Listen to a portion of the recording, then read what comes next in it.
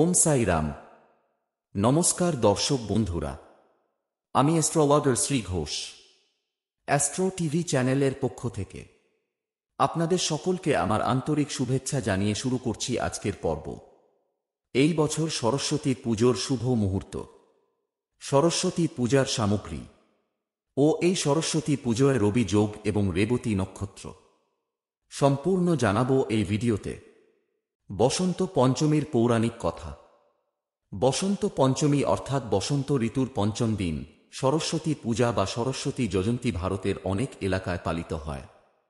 জীবের সৃষ্টিকর্তা ব্রহ্মা তাঁর সৃষ্টিতে সন্তুষ্ট ছিলেন না, তাই ভগবান ব্রহ্মা ভগবান বিষ্ণুর উপাসনা করলেন। তখন ভগবান বিষ্ণু তাঁর সামনে হাজির হলেন, কিন্তু ভগবান বিষ্ণুর কাছে এই সমস্যার কোনো সমাধান ছিল না। তাই ভগবান ব্রহ্মা ও বিষ্ণু একসঙ্গে আদিশক্তি দেবী দুর্গাকে আবাহন করেছিলেন। এই সমস্যা সমাধানের জন্য দেবী দুর্গা তাদের সামনে উপস্থিত হন এবং তাঁর শরীর থেকে দেবী সরস্বতী প্রকট হন। তারপর থেকে সমস্ত জীব বাণী লাভ করে। এভাবেই দেবী সরস্বতীর জন্ম হয়। সরস্বতী পূজার গুরুত্ব। বসন্ত পঞ্চমীর দিন মা সরস্বতীর পূজা করা হয়। হিন্দু ধর্মে সরস্বতী পূজার বিশেষ গুরুত্ব রয়েছে। বিশ্বাস অনুসারে বসন্ত পঞ্চমীর দিন মা সরস্বতী আবির্ভূত হয়েছিলেন। দেবী সরস্বতীকে বিদ্যার দেবী বলে মানা হয়। এই দিনে মা সরস্বতীর আরাধনা করলে জ্ঞান ও বুদ্ধি লাভ হয়। মা সরস্বতীকে জ্ঞান, বুদ্ধিমত্তা, শিল্পকলা ও সঙ্গীতের প্রতীক হিসেবেও বিবেচনা করা হয়। তাই সঙ্গীত, নৃত্য ইত্যাদি শিল্পকলা দক্ষতার জন্য দেবী সরস্বতীর পূজা করা হয়। এই দিনে মা সরস্বতীর সামনে ছোট বাচ্চাদের হাতে খড়ি হয়। এছাড়াও এই শুভ দিনে বিবাহ, গৃহপ্রবেশ, অন্নপ্রাশন ইত্যাদি শুভ কর্ম সম্পাদন করা শুভ বলে মনে করা হয়। সরস্বতী পূজার দিন সরস্বতী চালিসা পাঠ করলে মা সরস্বতী অত্যন্ত প্রসন্ন হন। সরস্বতী পুজোর তারিখ 2024।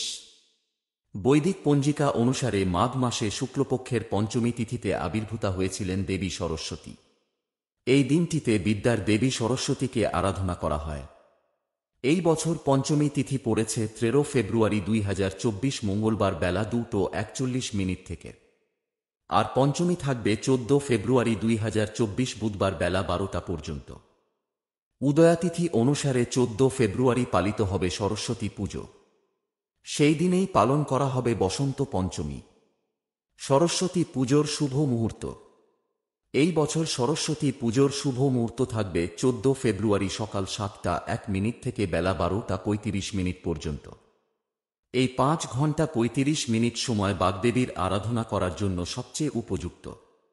সরস্বতী পূজা সামগ্রী: ফর্দমালা, সিদ্ধি, সিঁদুর, তিল, হরিতকি, পঞ্চগুঁড়ি, পঞ্চশস্য, পঞ্চরত্ন, পঞ্চগব্য, পঞ্চপল্লব, জব, তিসি গাছ, পুরোহিত বরণ 1টা, ঘট 1টা, দ্বার ঘট 2টো, কুণ্ডহারি 1টা, তেকাঠা 1টা, দর্পণ 1টা, তীর কাঠি 4টে, সাদা সুতা, বরণডালা, শশীষ ডাব 3টে, ঘটাচ্ছাদন গামছা, একশরা আতপচাউল, আসনাঙ্গুরীয় 2টো, মধুপর্ক বাটি 2টো, মধু, দধি, আবির, অভ্র, দেবীর শাড়ি, ধূপ, প্রদীপ, বরণডালা 1টা, লক্ষ্মীর শাড়ি, চাঁদমালা, বিল্বপত্র মালা, শাখা, লোহা, রচনা, আম্রমকুল, কুল, লেখনী, মৎস্যাধার, নৈবেদ্য, থালা, ঘটি, ভোগের দ্রব্যাদি, পুষ্পাদি, পান, সুপারি, বালি, কাষ্ঠ, খড়কে, গব্যঘৃত, হোমের বিল্বপত্র 28টা, পূর্ণপাত্র ও দক্ষিণা। এছাড়াও বাড়ির পড়ুয়ারা বা সঙ্গীত, নৃত্যকলার সঙ্গে যুক্ত যারা তাদের বই, খাতা, কলম, পেন্সিল, গানের খাতা, বই, আঁকার সরঞ্জাম ইত্যাদি মা সরস্বতীর সামনে রাখতে হবে পুজোর সময়। সরস্বতী পুজোয় রবি যোগ ও রেবতী নক্ষত্র।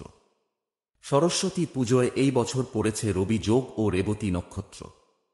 সরস্বতী পুজোর দিন সকাল 10:43 থেকে পরের দিন সকাল 7টা পর্যন্ত থাকবে রবি যোগ, আর সেদিন সারাদিন থাকবে রেবতী নক্ষত্র। এরপর আসবে অশ্বিনী নক্ষত্র। এই রবি যোগ আর রেবতী নক্ষত্রের শুভ যোগাযোগে এদিন যে কোনো শুভ কাজ করার জন্য উপযুক্ত দিন। এবার সরস্বতী পুজো 2024 এ শিববাস যোগ, এটি অত্যন্ত শুভ যোগ বলে মনে করা হয়।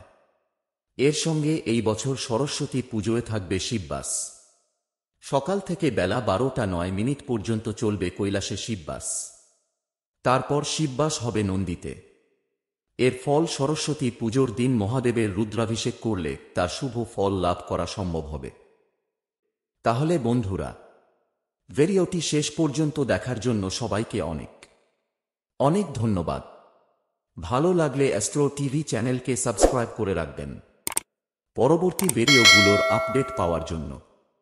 লাইক করবেন, শেয়ার করবেন, প্রশ্ন থাকলে অবশ্যই কমেন্ট করবেন। ঈশ্বর আপনার মঙ্গল করুক। আপনারা সুস্থ থাকুন, ভালো থাকুন। আবার দেখা হবে এই চ্যানেলে। ধন্যবাদ।